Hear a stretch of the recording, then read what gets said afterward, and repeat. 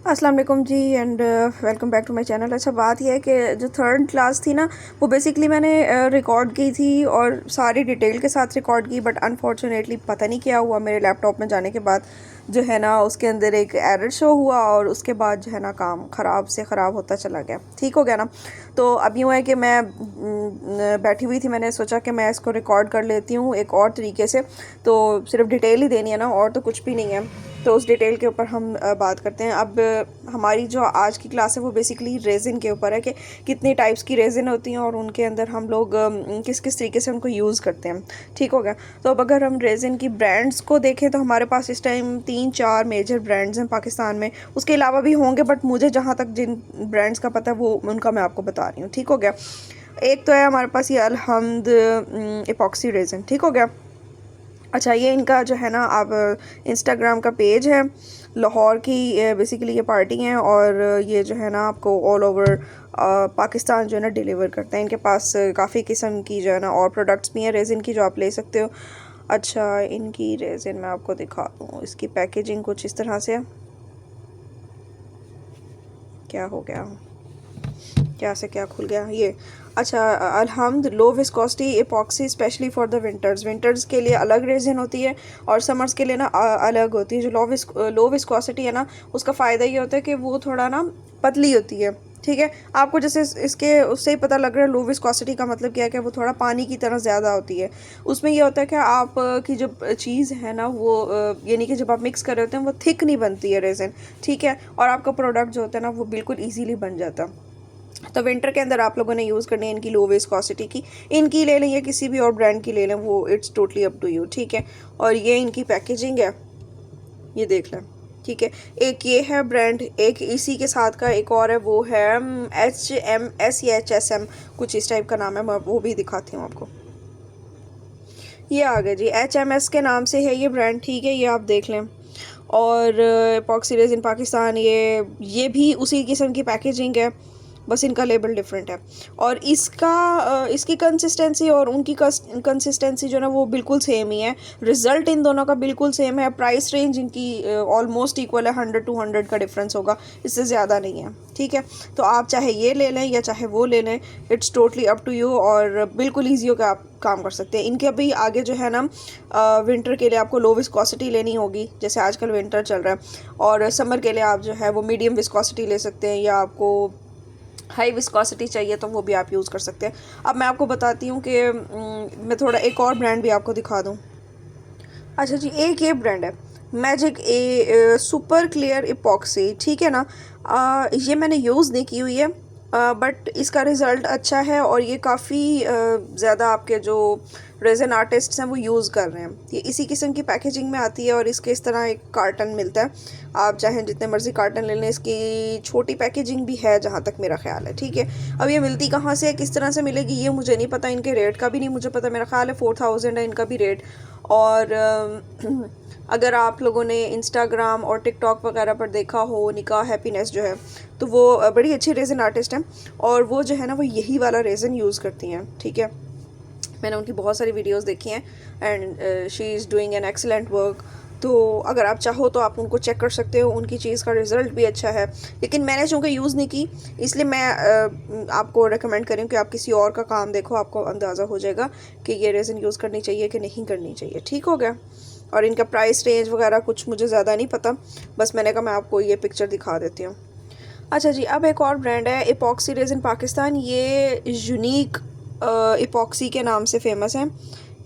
मेरा ख़्याल है ये वाली पिक्चर में दिखाऊँ, हाँ ये देख लें, एपॉक्सी रेज़िन यूनिक पॉलीमर के नाम से। ठीक है ना, इनका जो है ना एक पैकेज मैंने भी मंगवाया है, इसको मैं ट्राई करूँगी और इसके ऊपर मैं एक प्रॉपर वीडियो बनाऊँगी, कोई जो है ना कोई आर्टिकल ज़रूर क्रिएट करूँगी और वो मैं आप लोगों के साथ शेयर करूँगी और फिर हम देखते हैं कि इसका रिज़ल्ट कैसा है। अगर ये अच्छा हुआ तो ये हम लोग इसको भी आगे कैरी करेंगे।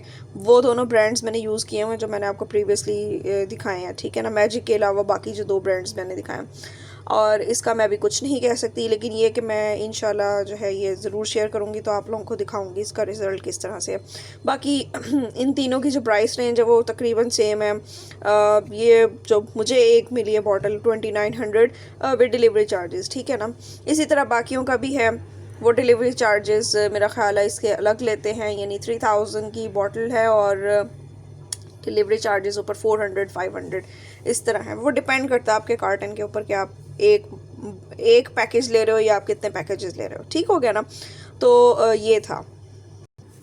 अच्छा जी, अब आ जाते हैं कि हमें लो विस्कोसिटी कहाँ यूज़ करनी चाहिए और हाई विस्कोसिटी जो है वो कहाँ यूज़ करनी चाहिए। अगर देखें आप लोग बहुत बड़े बड़े आर्टिकल्स के ऊपर काम कर रहे हैं, जैसे कोई जियोड है, कोई वॉल आर्ट है, तो वहाँ पर जो रेजिन है ना वो आपको थोड़ा थिक फॉर्म में चाहिए, सो दैट वो ड्रिपिंग ना हो बहुत ज़्यादा, क्योंकि अगर बहुत लिक्विडी फॉर्म में होगी तो वो आपका ड्रिप करना शुरू कर जाएगी और वो स्टेबल से या वो जो बोर्ड है आपका उससे बाहर भी निकल सकती है। तो मोस्टली जो मैं भी काम करती हूँ वो मैं उसको जो है वो थिक करती हूँ।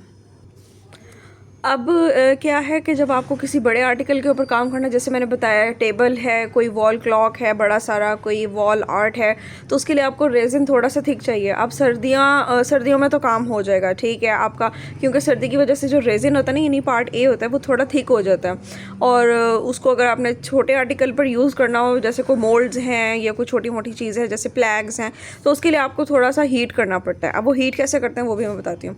लेकिन अगर बड़े आर्टिकल पर काम करना तो वो आप लोग ईजीली जो है उसको उसी टेम्परेचर के ऊपर अच्छे तरीके से मिक्स करके थोड़ा बहुत उसको स्टेबल करके कि उसके बबल्स जो हैं वो कम हो जाएं, उसको थोड़ी देर आप रख दें, उसके बाद आप उसको ईजीली यूज़ कर सकते हो।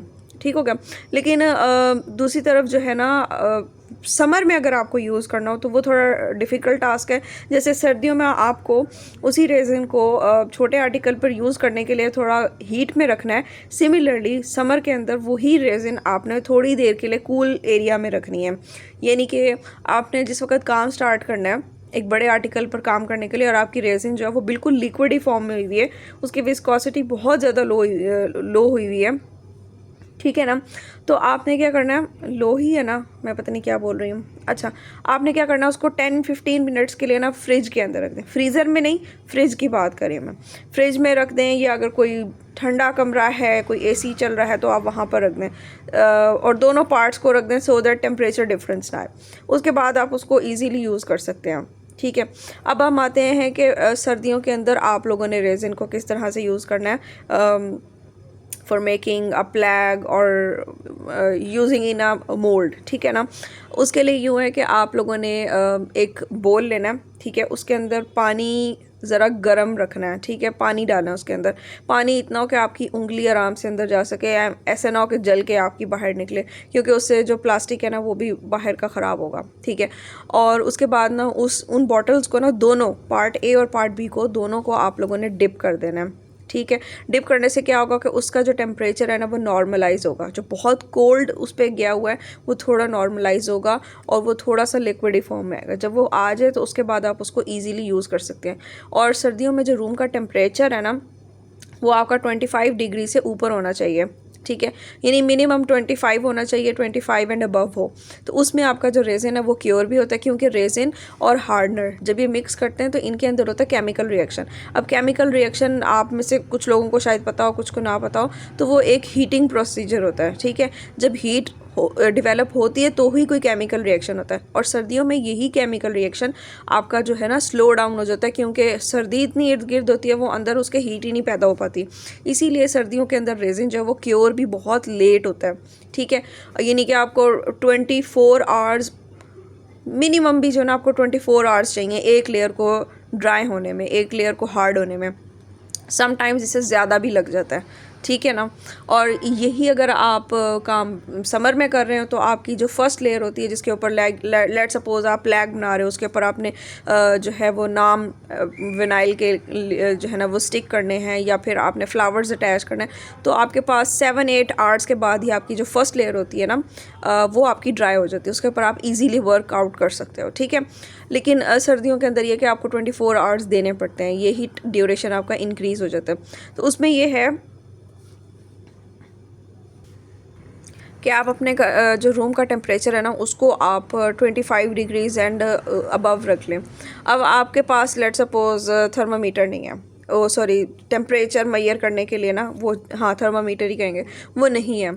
अव्वल तो आपको थर्मामीटर मिल जाते होते हैं, वो मैं कोशिश करूँगी कि अगर पिक्चर अटैच हो सके, नहीं हो सकेगी, पिक्चर नहीं अटैच हो सकेगी।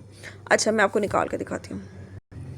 अच्छा जी, थर्मामीटर मैंने दराज पर निकाल के दिखा रही हूँ। मेरे पास एग्जैक्ट यही वाला थर्मामीटर है। शायद आप लोगों ने मेरी किसी वीडियो में आगे कहीं देखें जो मैंने रिकॉर्ड की हैं, जो मैं चीज़ें बना रही हूँ उसमें शायद नज़र आए। और इसके अंदर आपका टेम्परेचर आता है ये ऊपर, यहाँ ये टाइम आ रहा है, और ये जो 64% है ये बेसिकली आपका जो है ना ह्यूमिडिटी है। ह्यूमिडिटी का जो फैक्टर है वो भी हम आज डिस्कस करते हैं कि वो क्या करता है। ठीक है, तो ये आप अपने पास रख लें, आपको पता लग जाएगा कि आपका टेम्परेचर क्या है, किस तरह से आपने उसको नॉर्मलाइज करना है। अच्छा, एक ये आती है थर्मामीटर के तौर पर, और एक ये आता है।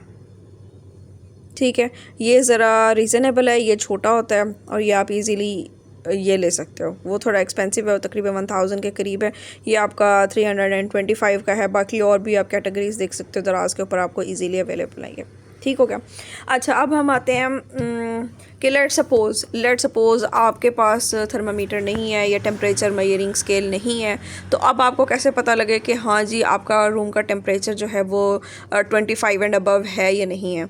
तो उसकी सिंपल तरीन जो मिसाल है, या आप कह लें उसको चेक करने का तरीका वो ये है कि अगर आप अपने रूम के अंदर जिसमें आपने रेजिन का काम करना है विदाउट एनी लेयरिंग्स खड़े हैं, यानी कि आपने कोई जर्सी स्वेटर वगैरह कुछ भी नहीं, जैकेट कुछ भी नहीं वियर किया हुआ, और आप सिंपल कपड़ों के अंदर खड़े हैं और बियर कर पा रहे हैं उस टेम्परेचर को, then it's totally okay to work in that area. ठीक है, और अगर आपको हल्की सी भी शिवरिंग हो रही है या हल्की सी भी ठंडी हवा लग रही है तो फिर उस कमरे का टेम्परेचर आपको मेंटेन करना पड़ेगा। अब ये उन लोगों के लिए जिनके पास टेम्परेचर मेजरिंग स्केल ना हो।